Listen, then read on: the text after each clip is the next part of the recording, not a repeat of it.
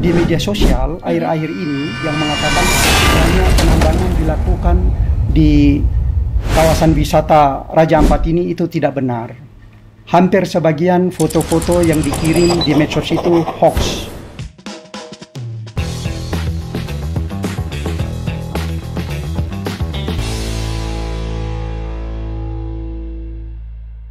Assalamualaikum warahmatullahi wabarakatuh. Apa kabar pemirsa Unhas TV dimanapun Anda berada? Senang sekali saya Fasya Rahman dapat kembali membersamai Anda dalam Unhas Pickup.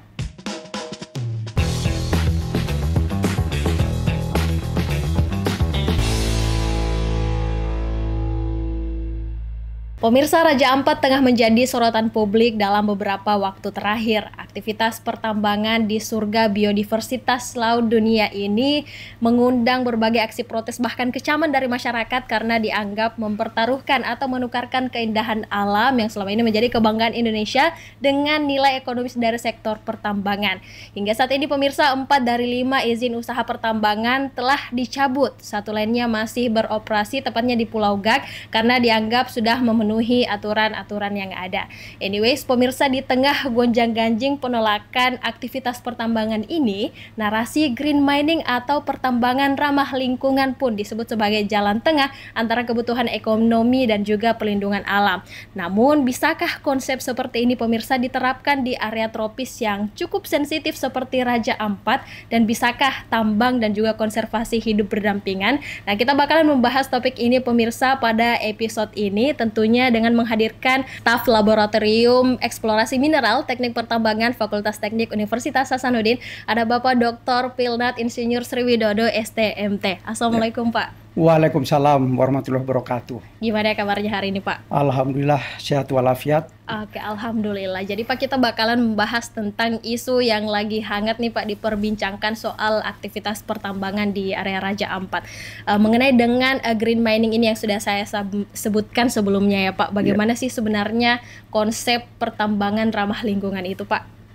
Baik, Mbak Iva. Ya, kita sebenarnya sudah lama menerapkan yang namanya green mine. Atau dalam bahasa peraturan perundang-undangan di Kementerian SDM itu namanya Kaidah Penambangan yang Baik dan Benar, atau dengan istilah GMP, Good Mine Practice. Ya, jadi konsepnya ini adalah bagaimana para pekerja tambang nantinya, para praktisi tambang dalam melaksanakan pekerjaannya di lapangan akan menggunakan kaidah-kaidah yang sudah ditetapkan oleh kementerian. Jadi selama proses pelaksanaan pekerjaan mereka di lapangan sesuai dengan apa yang sudah diatur di dalam undang-undang, itu tidak akan menimbulkan dampak atau masalah. Ya, masalahnya adalah yang kita butuhkan sekarang ini tinggal pengawasan saja. Ya, dari mereka yang punya wewenang, ya, para regulator yang punya wewenang. Kalau pengawasannya baik, kemudian para pelaku tambangnya juga komitmen dengan aturan yang berlaku, tidak akan ada masalah. Pada prinsipnya, goalnya adalah untuk kemaslahatan umat manusia, untuk kebaikan bangsa dan negara. Jadi konsep atau aturannya itu sudah ada sebenarnya dari sudah lama ya Pak, diatur dalam peraturan Indonesia atau undang-undang Indonesia. Disebut dengan GMP itu tadi ya Pak? Betul, betul. Prinsip-prinsip apa sih Pak yang ada di dalam GMP itu? Mungkin lebih tepatnya bisa ditunjukkan seperti apa tahapan-tahapan dalam eksplorasi mineral yang baik dan benar itu Pak? Oh baik, ya. Barangkali kita bisa lihat di layar, ya.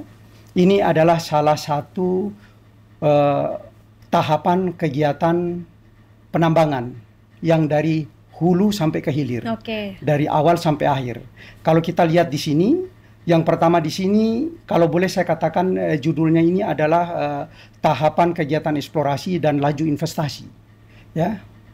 Jadi sebelum saya masuk ke sini, kita harus ketahui bahwa industri tambang itu industri yang memiliki karakteristik atau ciri khas yang khusus.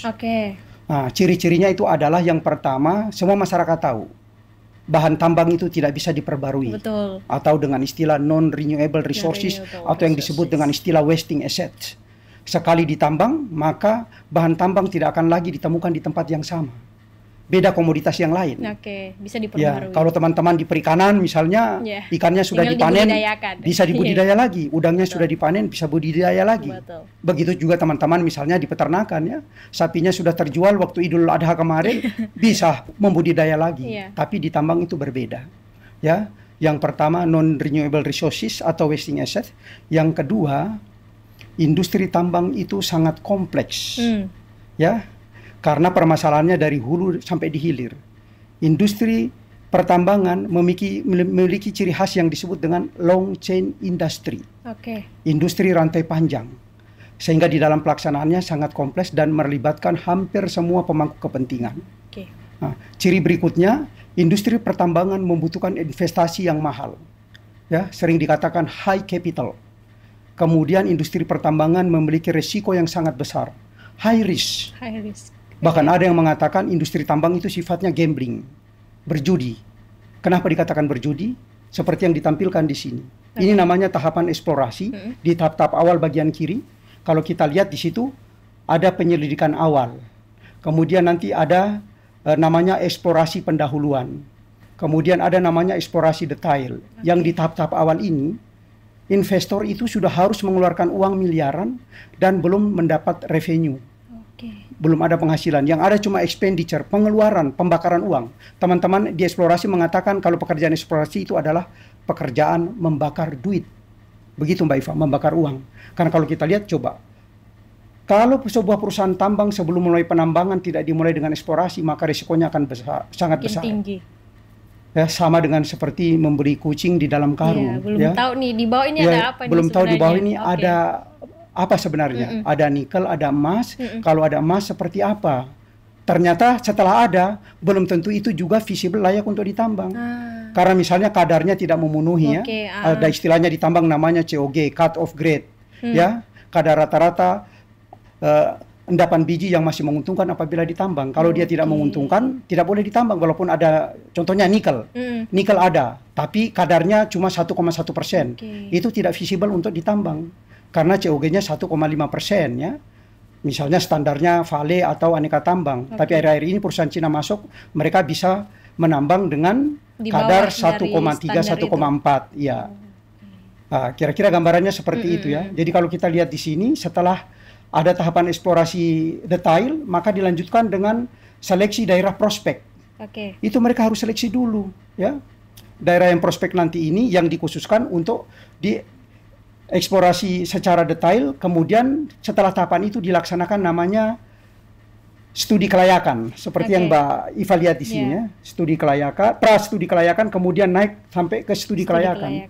Kalau kita lihat di sini, ini garis yang berwarna hijau ke atas ini menunjukkan laju investasi. Jadi biayanya semakin mahal. Awalnya sedikit mungkin 1 miliar, 2 miliar, terusnya sampai puluhan miliar ya.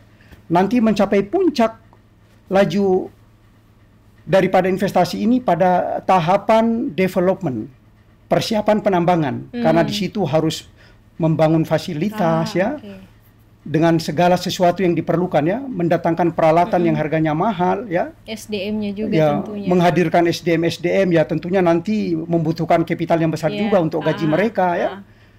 Kemudian kalau kita lihat di tahun berikutnya, setelah berproduksi itu laju inflasi laju investasi mulai menurun.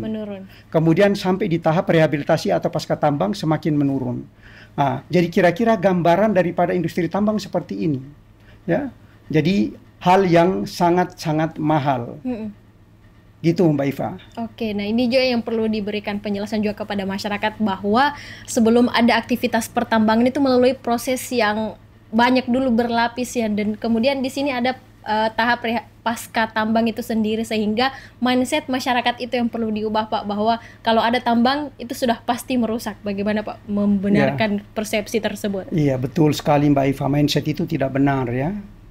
Jadi sebelum kegiatan penambangan itu dilakukan, itu tahapan-tahapan untuk perizinannya sudah sangat panjang ya. Salah kalau kita selalu menyalahkan investor ketika mereka sudah mendapatkan izin tambang dari pemerintah, kemudian kita mau hentikan tambangnya. Ya. Itu hal yang sebaiknya harus dihindari. Kenapa demikian? Di tahapan-tahapan awal Mm-mm. itu mereka mengeluarkan biaya yang sangat besar, Ya. ya.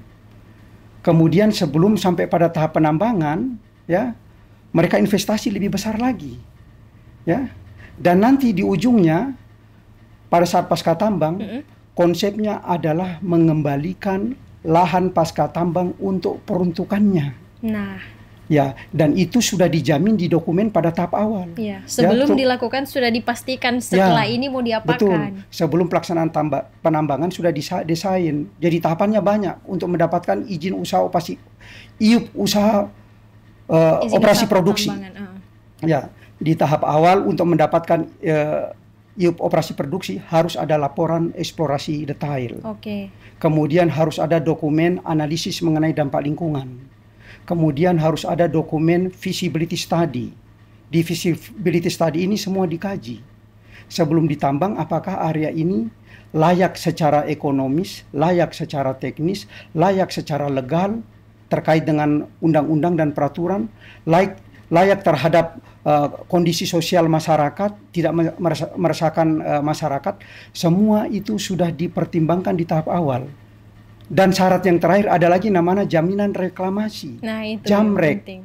Ya, dengan harapan nanti pada pasca tambang dipastikan perusahaan tambang ini bisa memulihkan kondisi lahan untuk peruntukannya dari biaya jaminan reklamasi. Nah, itu jadi bukan setelah aktivitas pertambangan langsung ditinggalkan begitu saja dengan kondisi yang sudah habis gitu ya Pak, kondisi tanahnya. Ada upaya untuk memperbaiki ya Pak setelah itu. Ya, tidak boleh. Karena itu menjadi tanggung jawab investor tambang. Setelah nambang harus melakukan reklamasi dan pasca tambang di bagian akhir. Sehingga nanti ketika area itu ditinggalkan tidak menimbulkan impact yang merugikan masyarakat. Oke. Ya. Selanjutnya Pak, kaitannya dengan yang lagi hangat dibicarakan soal Raja Ampat saat ini ya Pak, kan banyak gambar-gambar yang berseliweran bahwa memang aktivitas pertambangan itu langsung menyentuh area-area yang selama ini menjadi tempat pariwisata khususnya di sana Pak. Bagaimana sih Pak Bapak memandang kondisi tersebut? Baik, Mbak Iva bisa lihat di layar yang ditampilkan ini. Inilah kondisi Geopark Raja Ampat yang sebenarnya. Ya, saya pernah 6 hari di sana. Oke. Ya, menelusuri pulau-pulau dengan speedboat. Suasananya sangat indah. Memang saya sepakat juga kalau orang mengatakan ini surga dunia. Dan orang Papua selalu mengatakan dalam lagu-lagu daerahnya bahwa Pulau Papua itu adalah penggalan pulau yang dijatuhkan dari surga oleh Yang Maha Kuasa. Makanya sangat indah sekali. Ya, tetapi di media sosial akhir-akhir ini yang mengatakan banyak penambangan dilakukan di kawasan wisata Raja Ampat ini itu tidak benar. Hampir sebagian foto-foto yang dikirim di medsos itu hoax. Ya, coba bayangkan kalau kita lihat pulau-pulau ini sudah gundul ya, lautnya sudah keruh ya. Ya, itu bisa jadi gambar-gambar yang dibuat dari daerah lain atau wilayah lain ataupun hasil dari create menggunakan AI. Ya. Nah, saya kira ini tidak benar karena akan meresahkan masyarakat. Ya, kita harus mengedukasi masyarakat bahwa pada prinsipnya kondisi Raja Ampat yang sebenarnya ya, khusus di Geopark wisata ini kondisinya seperti ini. Ya. Baik-baik saja. Ya. Nah, kebetulan kalau mereka memberikan informasi bahwa karena nikelnya maka akan ditambang, ini pulau-pulau ini terbentuk dari gugusan kars. Ya. Di kars ini tidak ada nikelnya, Mbak. Ya, karena batuan pembawa nikel itu batuan ultra basa yang sulit kita temukan di pulau-pulau yang ada di Geopark ini, kecuali di pulau-pulau lain seperti Pulau Gax ya atau Waigeo dan pulau-pulau lainnya. Itu memungkinkan adanya pertambangan ya Pak. Peluang untuk dilakukan penambangan nikel. Ya. Kalau untuk yang di wilayah ini rata-rata kars yang sama sekali tidak ada mengandung nikel itu ya Pak. Yang ada di sini kalsium karbonat CaCO3 ya. Ya, karena dari kawasan kars ya. Selanjutnya Pak, mungkin next slide ini bisa digambarkan, kan masih ada satu perusahaan yang tetap beroperasi tepatnya di Pulau Gak itu Pak. Bagaimana aktivitas mereka dan bagaimana kaitannya dengan ekosistem yang ada di Pulau Piai Nemo ini sendiri Pak? Ya, ini Mbak Iva, duduk persoalannya yang ramai didiskusikan oleh masyarakat ya. Saya kira triggernya, pemicunya karena ini. Ya. Jadi kalau kita melihat posisi Pulau Gak dengan Geopark Pulau Pianemo yang ada di sana, yang biasanya dikunjungi orang sebagai tempat wisata yang sangat dibanggakan oleh Indonesia, Iya, ya. Itu jaraknya cukup jauh. Kurang lebih kalau kita lihat di gambar yang saya tampilkan ini 42,95 kilometer. Iya. Ya. Jadi kemarin keputusan Pak Menteri Bahlil mencabut 4 izin IUP eksplorasi itu ataupun IUP operasi produksi kalau sudah ada yang jalan, ya. Itu tidak sebenarnya sudah langkah yang sangat baik. Tetapi khusus untuk Pulau Gak ini tidak bisa dicabut dengan mudah seperti itu. Tambang nikel PT Gak Nikel ini sudah berjalan sejak lama dan ini sudah memiliki yang namanya kontrak karya, izin usaha pertambangan di bidang logam, ya.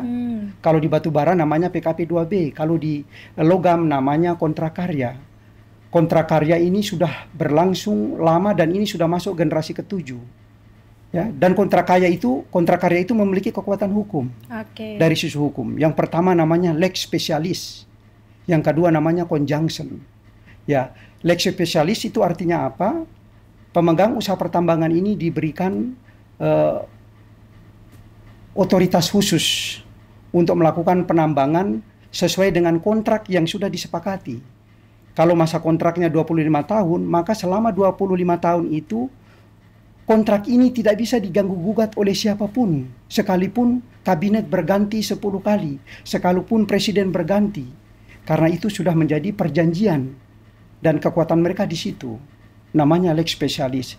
Yang kedua, mereka diberikan kekuatan yang kedua, namanya conjunction.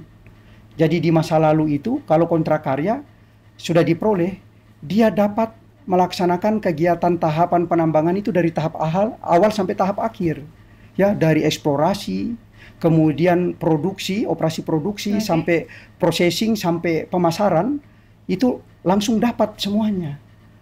Itu yang bedanya. Karena kondisi seperti itulah yang lama ini akhirnya mendorong terjadinya perubahan undang-undang mineral dan batu bara, ya.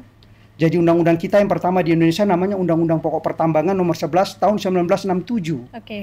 Ya, karena kemudian di situ ditinjau banyak ketimpangan yang merugikan negara, merugikan Indonesia, maka ditinjau kembali. Setelah ditinjau, lahirlah Undang-Undang Minerba nomor 4 tahun 2009. Nah, di undang-undang ini juga akhirnya melarang semua perusahaan tambang tidak boleh menjual konsentrat ke luar negeri. Harus diolah di dalam negeri. Sehingga mau tidak mau memaksa semua perusahaan tambang harus melakukan ekstraksi logamnya di dalam negeri yang sekarang rame namanya industri smelter. Ya, sehingga perusahaan-perusahaan itu tidak bisa lagi menjual konsentrat ke luar negeri. Nah, dengan adanya industri di smelter di Indonesia, maka lahirlah terminologi yang disebut dengan hilirisasi. Tujuan hilirisasi adalah memberikan added value, nilai tambah untuk perolehan mineral bagi bangsa dan negara. Ya.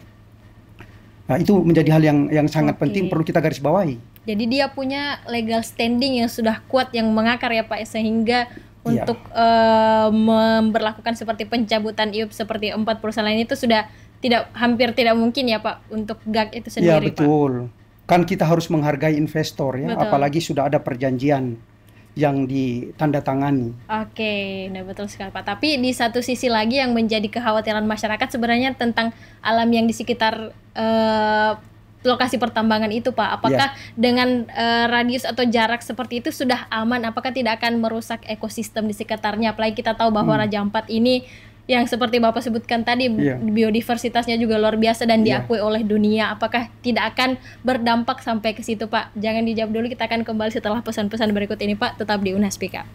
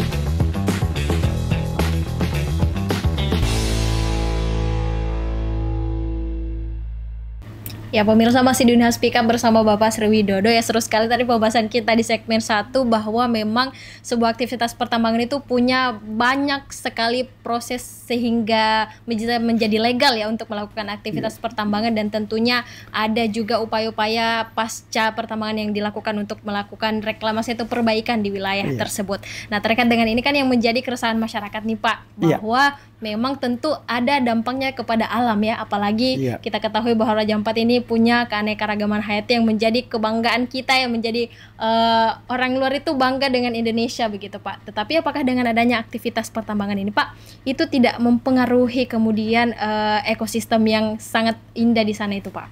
Iya, baik. Ini pertanyaan yang menarik Mbak Iva.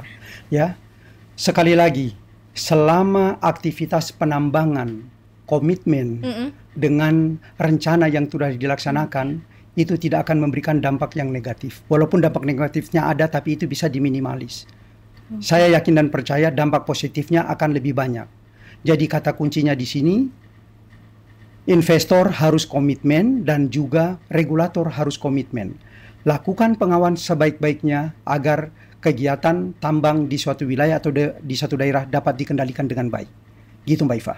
Oke, dengan itu Pak, mungkin di beberapa yang viral juga di medsos ketika membandingkan bagaimana kemudian keuntungan ekonomis ketika wilayah tersebut dimanfaatkan pure sebagai ekowisata saja, ketimbang dengan harus memasukkan sektor pertambangan yang notabene-nya bakalan membuat lingkungan tersebut ya seperti yang dikatakan tadi, bahwa memang tidak bisa diperbaharui lagi seperti Pak, tidak bisa kembali seperti semula lah istilah sederhananya. Bagaimana tanggapannya Pak? Ya, baik Mbak Iva. Dua hal yang Mbak Iva sampaikan sama-sama penting. Pariwisata tidak bisa kita pungkiri bagian penting yang bisa menghasilkan devisa negara. Betul. Tetapi sektor pertambangan juga bagian yang sangat penting dan juga menghasilkan cukup banyak untuk penghasilan negara.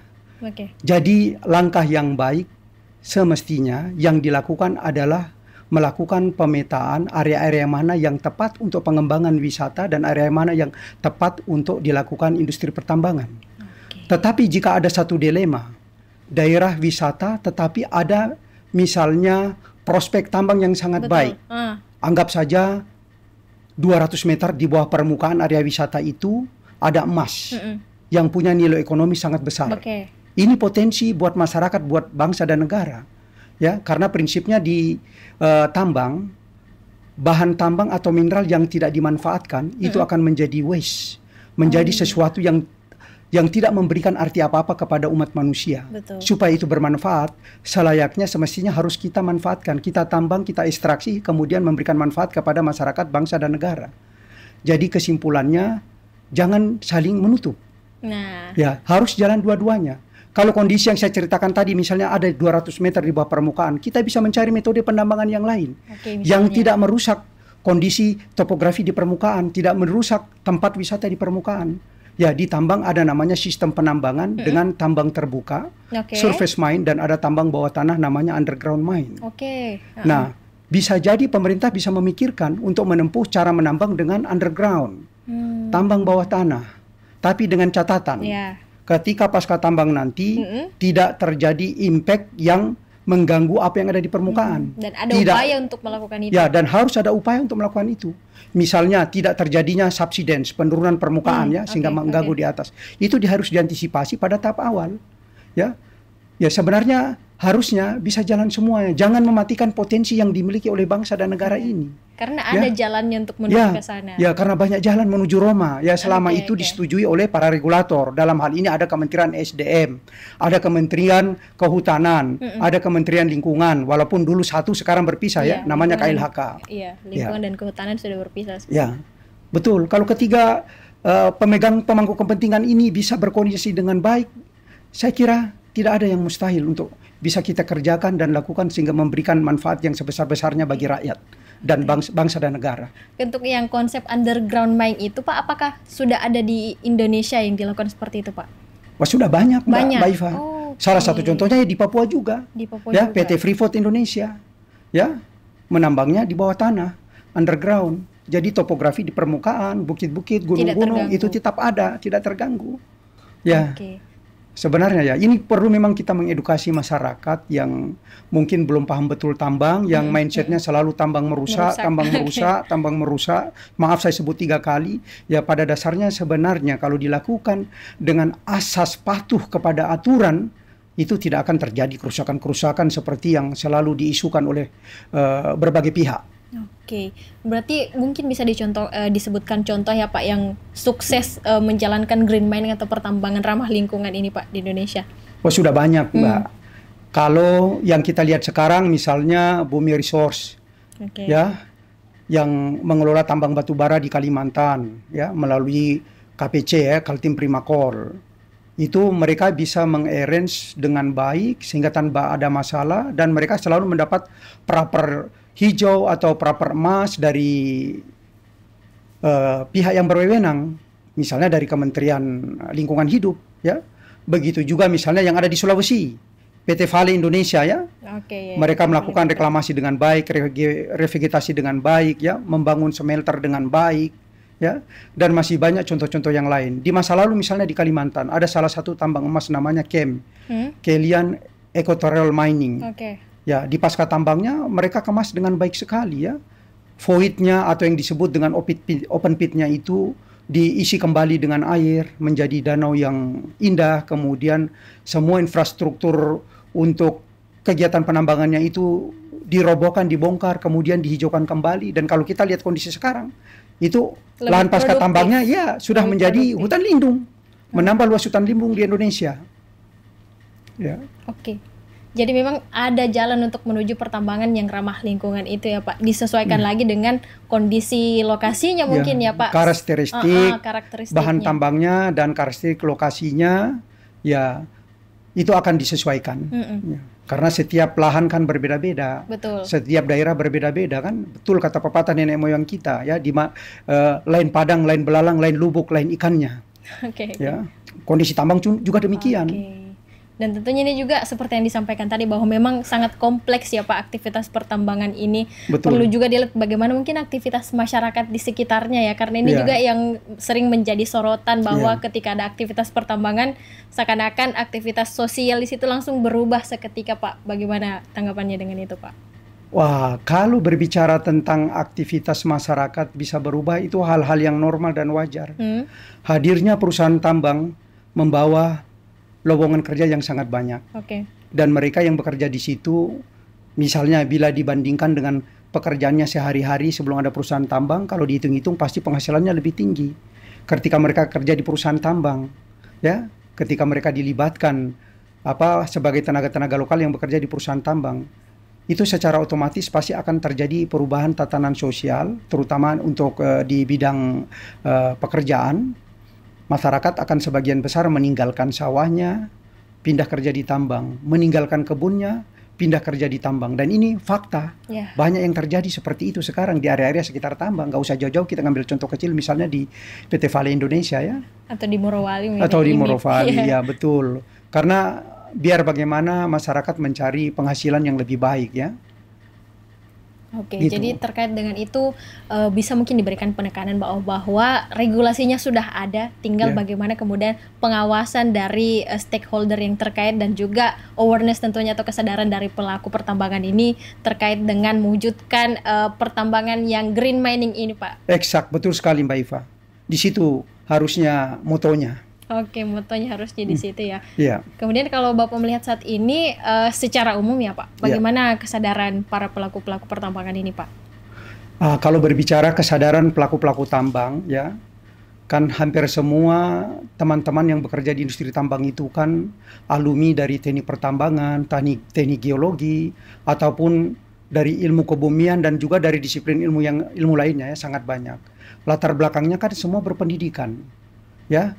Saya yakin dan percaya dengan pendidikan yang mereka peroleh, pasti mereka akan komitmen untuk melakukan apa yang terbaik pada saat melakukan kegiatan penambangan. Kami mengajarkan mahasiswa tambang kami di Unhas selalu memegang prinsip bekerjalah dengan sentuhan kemanusiaan, human touch. Jangan mengejar profit semata-mata. Ya, karena apa? Impact-nya lingkungan itu bukan masyarakat di sekitar tambang yang memperoleh, bisa jadi di kemudian hari kita juga yang memperoleh, anak cucu kita juga yang akan merasakan impact buruknya kalau nanti ada dampak yang negatif yang terjadi. Ya, jadi selalu kami katakan do your best, lakukan yang terbaik dari disiplin ilmu yang telah Anda peroleh masing-masing. Ya. Dan pesan yang terakhir juga selalu kami sampaikan, ya. Kalau kalian setelah menambang, jangan tinggalkan air mata di wilayah bekas tambang, tapi tinggalkanlah mata air. Mata air sumber kehidupan, air mata lambang kesedihan, lambang tangisan masyarakat. Itu selalu saya tekankan di dalam kuliah. Agar mahasiswa tambang itu betul-betul ketika sudah menjadi alumni bekerja dengan penuh hati memegang prinsip green mine, ya, atau yang disebut tadi GMP, good mine practice. Oke, jadi memang seperti yang dikatakan bahwa ketika tambang atau yang bisa ditambang itu tidak dimanfaatkan, tidak digali, tidak dieksplorasi, itu menjadi waste saja ya Pak, menjadi sia-sia. Betul, iya. Betul, sangat disayangkan. Karena yang namanya komoditas tambang, seiring waktu, saat ini mungkin laku, besok sudah tidak laku. Ya, karena ada definisi di kami namanya ore. Ore itu adalah biji yang ditambang dari mineral. Kumpulan dari satu atau beberapa mineral yang daripadanya dapat diambil atau diekstrak logam-logamnya secara menguntungkan berdasarkan teknologi dan ekonomi pada saat ini. Ya, kalau ekonomi pada saat ini mengatakan misalnya nikel sudah tidak dibutuhkan oleh dunia global, maka dia akan menjadi batuan yang tidak punya nilai ekonomis. Betul. Atau komoditas tambang yang lainnya. Misalnya batu bara. Ketika sudah tidak dibutuhkan, semua mau beralih ke green energy. Energi baru terbarukan, EBT. Maka batu bara tidak bisa dijual lagi. Maka jadinya waste kan? Betul. Ya, tidak akan menghasilkan revenue buat masyarakat, bangsa dan negara. Dan sering dengan perkembangan zaman itu selalu berubah-ubah kebutuhan industri. Betul. Ya, Pak. Trennya berubah-ubah. Harga nikel aja naik turun. Ya, sering sekali teman-teman yang bekerja di Vale itu dirumahkan, jangan dulu bekerja karena harga nikel lagi drop. Kalau tetap beroperasi malah rugi. Ya, kan tujuan orang bekerja itu kan profit. Betul. Ya, kalau kita rugi ngapain, Mbak Iva ya? Kalau kita rugi lebih istirahat di rumah kan? Lebih enak. Iya. Oke, jadi bagaimana sih Pak setelah membahas itu semua Pak, bagaimana potensi Indonesia untuk mewujudkan ekonomi hijau ini Pak? Sektor pertambangannya jalan, pariwisatanya juga jalan. Kita harus optimis, ya, jangan pesimis. Indonesia bisa ke depan seperti yang Mbak Iva sampaikan, ya. Tapi dengan catatan, harus ada proses edukasi yang terus-menerus, tidak bosan-bosan, agar masyarakat memiliki mindset yang benar. Ya. Kalau terkhusus tambang yang disoroti, ya, sekali lagi saya katakan, kalau anak-anak SD, SMP, SMA zaman sekarang sudah menjudge tambang itu merusak lingkungan, maka tidak pernah akan ada prospek tambang ke depannya. Betul. Orang bijak mengatakan, mindset yang benar akan menghasilkan perbuatan yang benar. Perbuatan yang benar akan menghasilkan kebiasaan yang benar. Kebiasaan yang benar akan menghasilkan karakter yang benar. Karakter yang benar akan menghasilkan nasib yang benar. Kalau nasib pertambangan mau benar di Indonesia, maka diawali dengan mindset yang benar. Dulu, ya? Jangan sampai salah. Kalau mindsetnya sudah salah, maka nasib pertambangan di kemudian hari di Indonesia nanti ini juga akan salah. Jadi mindset yang ditanamkan dulu harus benar dulu, Pak. Iya, Mbak Iva, karena itu sangat menentukan langkah selanjutnya. Ya? Mungkin terakhir Pak, sebagai closing statement boleh disampaikan kepada pemirsa Trans TV bagaimana harapan Bapak terkait dengan sektor pertambangan di Indonesia agar kedepannya tidak terjadi lagi kontra-kontra seperti yang ada pada saat ini, Pak. Silahkan. Iya, sebagai closing statement saya, industri tambang harus jalan terus, ya, karena itu merupakan kekayaan alam bangsa Indonesia yang harus kita kelola dan kita manfaatkan. Adapun jika terjadi sesuatu yang tidak diharapkan atau seperti yang ramai diperdebatkan orang sekarang, lebih banyak manfaat negatifnya, itu bisa dikoreksi dan diperbaiki. Tinggal bagaimana pemerintah sekarang melakukan pengendalian, melakukan evaluasi agar industri tambang yang sudah existing ini berjalan sesuai dengan aturan yang dilakukan. Ya. Jadi kita harus sadar sebenarnya yang namanya industri tambang ataupun komoditas sumber daya alam yang lainnya itu sudah diatur oleh pemerintah dalam undang-undang, ya. Jadi sudah sangat jelas. Undang-Undang 1945 pasal 33 menyatakan Pasal 1 itu jelas sekali. Perekonomian disusun sebagai usaha bersama berdasarkan asas kekeluargaan. Hal-hal yang terjadi seperti sekarang mestinya kita selesaikan dengan asas kekeluargaan. Tentu melalui mediasi oleh pemerintah. Saya yakin pendahulu yang membuat undang-undang dulu ini sudah berpikir panjang dan sekarang terbukti betul, ya, masalah gejolak ekonomi yang timbul seperti ini harus diselesaikan secara kekeluargaan, ya, tidak dengan kekerasan, tidak dengan demonstrasi dan sebagainya. Tetapi informasi di masyarakat itu sangat penting buat koreksi bagi pemerintah. Kemudian yang kedua, pasal 2 mengatakan cabang-cabang produksi yang penting bagi negara dan yang menguasai hajat hidup orang banyak dikuasai negara. Jelas manifestasinya pada saat ini. Dan yang ketiga, bumi, air, dan kekayaan alam yang terkandung di dalamnya dikuasai oleh negara dan dipergunakan sebesar-besarnya untuk kemakmuran rakyat. Jelas sekali. Maka peran pemerintah di sini sangat penting sekali agar kegiatan industri pertambangan bisa terkendali dengan baik. Dan di akhir kata, di closing statement saya mau mengatakan, kami Sivitas Akademika di Unhas, ya, menanggapi isu yang terjadi pada saat ini, kami bersikap netral, proporsional.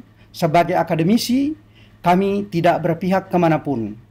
Ya, kampus Unhas boleh merah, tetapi seluruh Sivitas Akademika Unhas hatinya, jiwanya selalu hijau. Ini buktinya. Di jas saya tertulis Green UI Green Matrix, ya. Jadi untuk pemirsa ketahui, Universitas Hasanuddin ini telah membangun 2 center yang namanya Green.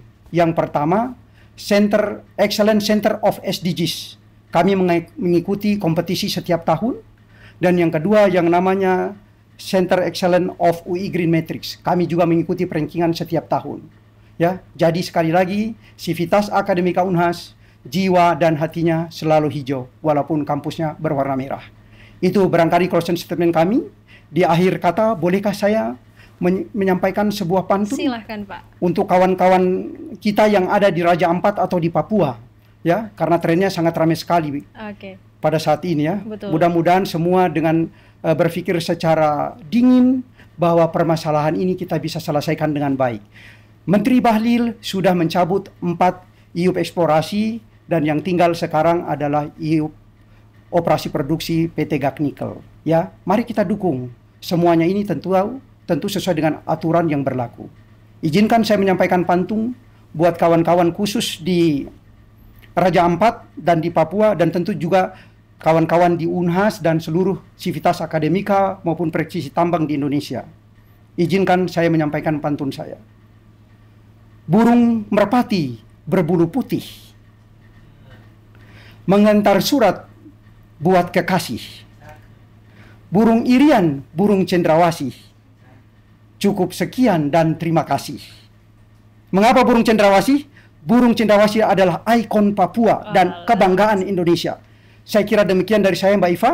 Atas kesempatan yang diberikan, saya ucapkan banyak terima kasih. Terima kasih banyak juga, Bapak. Kurang lebihnya saya mohon maaf. Wabillahi taufiq walhidayah. Assalamualaikum warahmatullahi wabarakatuh. Dan selamat siang buat Bapak dan Ibu semuanya. Ya, baik. Waalaikumsalam warahmatullahi wabarakatuh. Terima kasih banyak, Pak, atas bincang-bincangnya, ya. Jadi pemirsa, memang konsep green mining atau pertambangan yang ramah lingkungan ini bukan hanya konsep yang abstrak, ya. Semua sudah ada regulasinya, sudah ada aturannya di undang-undang kita. Tinggal bagaimana kemudian stakeholder yang terkait ini melakukan pengawasan kembali yang lebih ketat dan juga awareness dari para pelaku-pelaku pertambangan ini juga perlu ditingkatkan lagi. Nah, masyarakat tinggal memperbaiki mindsetnya itu tadi. Jangan melekatkan narasi negatif pada sektor pertambangan, karena semestinya ini sangatlah membawa dampak yang positif terhadap perekonomian dan banyak jalan untuk mewujudkan pertambangan yang ramah lingkungan ini tentunya, Pak.